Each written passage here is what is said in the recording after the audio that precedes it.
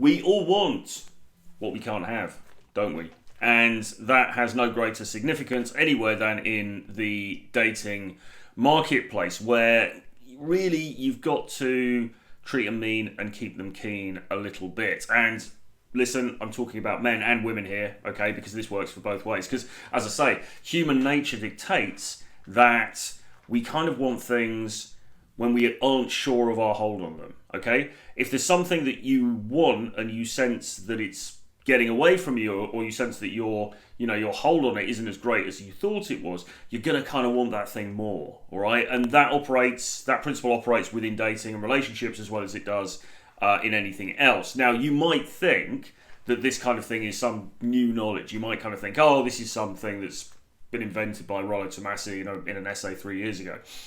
Not the case, all right? This has been known for a very long time, and to prove it, I'm going to read you a bit from The Old Curiosity Shop by Mr. Charles Dickens, all right? And before we get into this, I've got to tell you there is a character in this book called Dick Swiveller. That's right, there is a character in The Old Curiosity Shop by Charles Dickens actually called Dick Swiveller. So we've always had a way with puns. Actually, Shakespeare likes a good pun as well. So anyway, let me read you this. Mr. Swiveller's conduct in respect to Miss Sophie having been of that vague and dilatory kind which is usually looked upon as betokening no fixed matrimonial intentions, the young lady herself began, in course of time, to deem it highly desirable that it should be brought to an issue, one way or the other.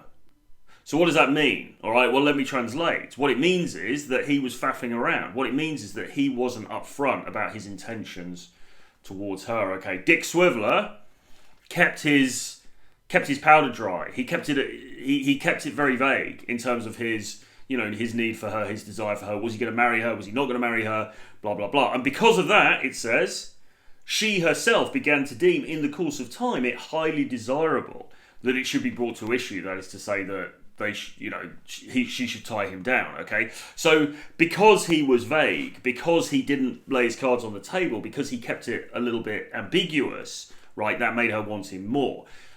So what does she do? Well, she does this strategy.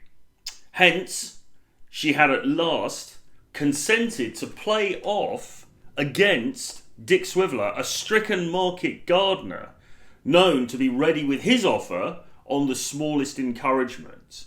All right, so what that means, to translate, is that she's now getting frustrated with old Dick Swiveller. She wants to tie him down, so she decides to make him jealous. Who does she select to make him jealous? She selects a stricken market gardener, who is a bit of a chode, ladies and gentlemen, because it says that he is known to be ready with his offer of marriage, on the smallest encouragement. All right, so you can see the duality there, can't you? You can see the polarity between these two figures. On the one hand, we've got the stricken market gardener. He's a chode. He's desperate. He'll wife her up at the drop of a hat. Okay, no problems there. She knows that she's got him under the thumb. She knows that he's controllable. She knows that he's a sure thing, and hence he's not attractive as a result.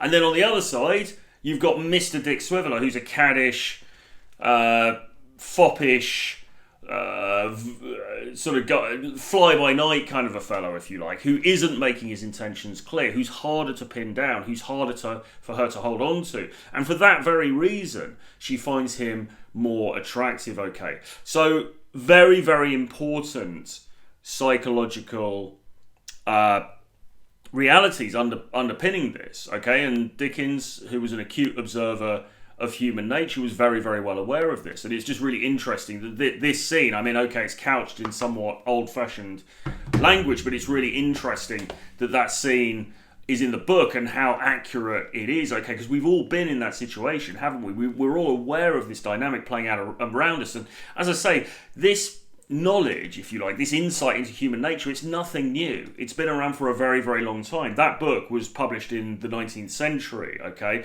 And you could say, well, since then, the culture has been such that it's sought to hide from men the true harsh realities of the sexual marketplace, blah, blah, blah. And yeah, I mean, there may be something in there, for sure. There may be something in that. But I think also as well, this information, this knowledge about how human beings are, it's around us, it's out there, okay? The way women work, the way men work, it's out there, all right? And really, we kind of all know it. It's just that we've allowed ourselves to be beguiled by the movies, by mass media, by rom-coms and all of that kind of cool stuff. And it's clouded our vision. But the information actually is out there, very, very well known. Obviously, back in the day, back in Charles Dickens' day, things were a little bit less politically correct, so perhaps he was able to say things that you wouldn't necessarily say now.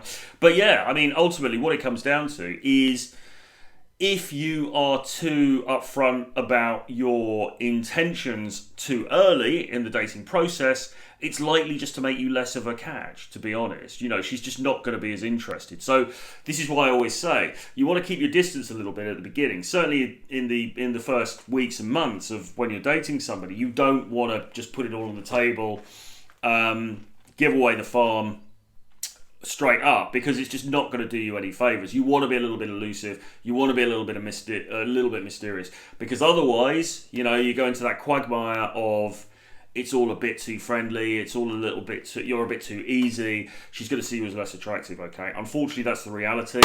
You know, human nature is what it is, and we're tricky buggers, basically, both you know, men and women. Okay, with that being said, if you want more from me, get onto my daily email list. I send out an email with actionable tips and advice and information most days of the week, Monday to Friday. It's absolutely free, always will be, so click on that link below and sign up. It'll only take you a couple of seconds, and I'll be back again very soon. Bye-bye.